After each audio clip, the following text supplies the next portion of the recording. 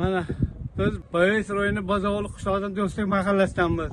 Mana biz ichimlik suviga shunaqangi muhtoj bo'lib yurganda ichimlik suvi bizda yo'q hisobida edi. Ichimlik suvdan juda qiynalar edik. Mana 25 yilda boshiga biz yo'qlab kelibsiz. Sizga rahmat. Bizni sharoitimiz og'ir, mana ko'rib turibsiz.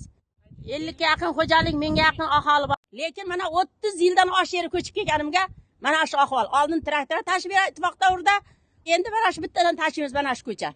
Suvni sifati yomon. Ammo fosfor deb keldi meni xo'jayinim xat qilganda. O'shani men yoqib yuboribman. Olib qo'ysam bo'lar ekan. Odamda og'zi ko'pirib ketadi suv, tishlari tushib o'lyapti. Bolalarimiz yozda qichima bo'ladi suv darqasidan. Kattalar ham qichima.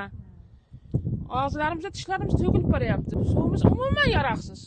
Shuni ichamiz, ariqdan ichamiz. Ariqdan ham ichamiz. Bu yerga kelganlar qur'aniga nimaga tushadi dedi? Dasturga kiritilgan yog'ani dasturga kiritiladi deb bizga va'da berib ketyapti. Qoplab va'dalar berib ketadi, lekin hech qanaqa natija yo'q. Yuqorida turganlar mana shu biz sharoitimizni tushunib ko'rsin. Biz bekarga dodlab yozganimiz yo'q. Har oyiga 200-300 olsa ham mayli, 3 kun bizga suv chiqarib bersin. Lekin men bolalarim sog'lom bo'lishini xohlayman. Nevaralarim sog'lom, men o'tdim endi.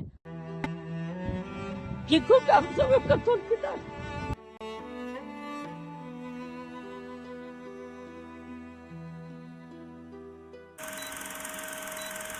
Prezidentga yetib borgan ekan, mingdan bir rahmat. Shu yerda qatnashgan jamiki rahbarlar kim bo'lishiga qatnashadi? Robotchimi, rahbarmi?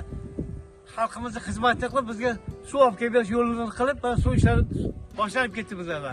Shundan hamma xalqimiz xursand bo'ladi. Shu qasdada mana men ham 1 milliard 200 million pul ajratildi buning uchun. Bu tarmoqda boshni quriladi, 400 metr qaziladi quduq va 2 kilometr tarmoqqa tortiladi. Xolasa mana bu qilinayotgan ishlar may yoki iyun oylarida bizlarga suv ichish nasib qiladi. Olim bir Allohimga rahmat. Undan keyin prezidentga mingdan bir rahmat deb ta'zim qilamiz.